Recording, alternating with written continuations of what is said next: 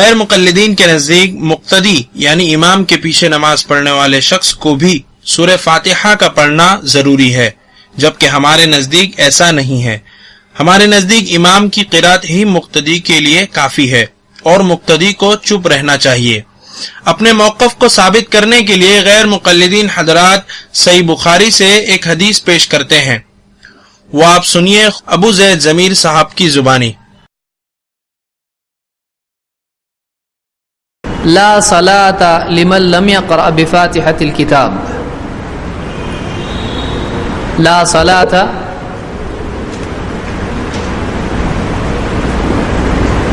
لمن لم يقرأ بفاتحة الكتاب، اس کی نماز نہیں۔ لا صلاة نماز نہیں، لمن اس کی جو لم یقرأ نہ پڑھے بفاتحۃ الکتاب سورۃ الفاتحہ، جو سورہ فاتحہ نہ پڑھے اس کی نماز نہیں۔ یہ حدیث کیا ہے؟ اب کوئی آدمی کہتا ہے کہ یہ مقتدی کے لیے نہیں، امام کے لیے ہے۔ دیکھیے نماز پڑھنے والے کون کون ہوتے ہیں؟ امام، مقتدی، اور تیسرا کون ہوتا ہے؟ مؤذن۔ امام اور مقتدی ہوتا ہے، تیسرا کون ہوتا ہے؟ ہاں، اکیلے پہ اس کو کیا بولتے ہیں؟ ہاں، اس کو اکیلا بولتے ہیں، منفرد۔ ٹھیک ہے، اکیلا ہے وہ بیچارہ۔ جیسے کوئی دیہات میں نماز پڑھ رہا ہو، سفر میں نماز پڑھ رہا ہو، یا دیر سے آیا اور مسجد میں نماز ہو چکی تھی، اس کو کیا کہیں گے؟ وہ امام ہے؟ نہیں۔ وہ کس مقتدی ہے؟ نہیں، وہ کیا ہے پھر؟ منفرد ہے۔ تو یہ حدیث امام کے لیے ہے یا مقتدی کے لیے ہے یا منفرد کے لیے ہے؟ کیسے معلوم ہوا؟ من نماز نہیں اس کی جو سورہ فاتحہ نہ پڑھے، تو اس میں کسی خاص طبقے کو مخاطب کیا گیا ہے؟ مخاطب آپ کو معلوم ہے ابھی؟ مخاطب اور مخاطب پھر سے سمجھاؤ؟ نہیں، ہاں۔ تو اس میں کسی خاص طبقے کو مخاطب کیا گیا ہے، اماموں کے لیے ہو یا مقتدیوں کے لیے ہو یا منفرد کے لیے ہو؟ اس میں کیا ہے؟ عموم۔ اس ایک عام بات ہے کہ جو سورہ فاتحہ نہ پڑھے اس کی نماز نہیں۔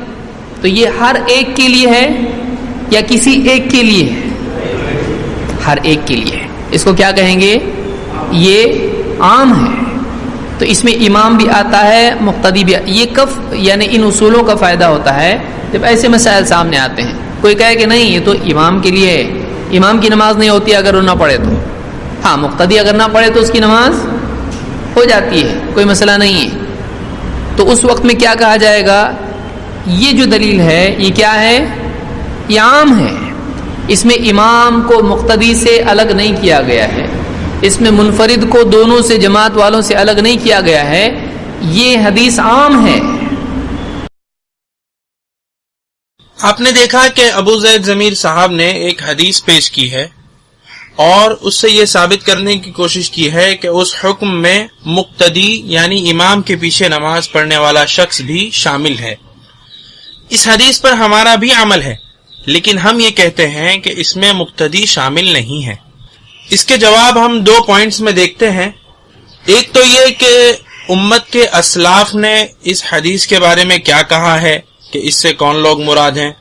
دوسرا یہ کہا گیا کہ لفظ من حدیث کے اندر موجود ہے، جو کہ خاص لوگوں کے لیے استعمال نہیں ہوتا بلکہ عام ہے، تو اس کی بھی ہم حقیقت دیکھیں گے۔ سب سے پہلے اس حدیث کے بارے میں اسلاف میں سے ہم سب سے زیادہ اونچا اور بڑا مرتبہ صحابہ کرام رضوان اللہ تعالی علیہ مجمعین کا ہے، اور انہیں ہی سب سے پہلا حق ہے اللہ کے نبی صلی اللہ علیہ وسلم کی احادیث کا مطلب بیان کرنے کا۔ تو ہم دیکھتے ہیں صحابی رسول حضرت جابر ابن عبداللہ رضی اللہ عنہ جو جلیل القدر صحابی ہے، ان کا قول امام الترمذی رحمۃ اللہ علیہ نے اپنی جامع ترمذی کے اندر روایت کیا ہے۔ فرماتے ہیں من صلی رکعتا لم یقرأ فیہا بأم القرآن فلم یصلی الا ان یکون وراء الامام۔ حضرت جابر بن عبداللہ رضی اللہ عنہ فرماتے ہیں کہ جس نے ایک رکعت بھی پڑھی اور اس میں سورہ فاتحہ نہ پڑھی تو اس نے نماز ہی نہیں پڑھی سوائے اس کے کہ وہ امام کے پیچھے ہو، یعنی اگر امام کے پیچھے ہو تو پڑھنا ضروری نہیں، پڑھنے کی کوئی ضرورت نہیں۔ امام الترمذی رحمۃ اللہ علیہ اس قول کو نقل کرنے کے بعد فرماتے ہیں ھذا حدیث حسن صحیح، کہ یہ حدیث حسن اور صحیح ہے۔ جامع ترمذی جلد نمبر 1 صفحہ نمبر 347۔ اس کے بعد امام سفیان بن عیینہ جو کہ جلیل القدر محدث ہیں، امام بخاری رحمۃ اللہ علیہ کے استاد ہیں، امام سفیان بن عیینہ اس حدیث کے بارے میں فرماتے ہیں لمن یصلی وحدہ، یعنی یہ اکیلے نمازی کے لیے ہے۔ ان کا یہ قول امام ابو داؤد نے اپنی سنن کے اندر نقل کیا ہے، جلد نمبر 1 صفحہ 521۔ اور ایک جلیل القدر امام ہے امام احمد بن حنبل رحمۃ اللہ علیہ جو کہ ائمہ اربعہ میں سے ہیں، وہ بھی اس حدیث کے بارے میں فرماتے ہیں اذا کان وحدہ، یعنی یہ حدیث اس کے بارے میں ہے جو اکیلا نمازی ہو۔ امام احمد کا یہ قول امام ترمذی نے اپنی جامع ترمذی میں نقل کیا ہے، جلد اول صفحہ 346۔ تو آپ نے دیکھا کہ امت کے اسلاف اس حدیث کے بارے میں کیا کہتے ہیں اور اپنے آپ کو سلفی کہنے والے حضرات کیا کہتے ہیں۔ اب دوسرا پوائنٹ دیکھتے ہیں، یہ کہا گیا کہ لفظ من جو ہے وہ خاص لوگوں کے لیے استعمال نہیں ہوتا بلکہ عام لوگوں کے لیے استعمال ہوتا ہے۔ تو اب دیکھتے ہیں اس کا کیا جواب ہے۔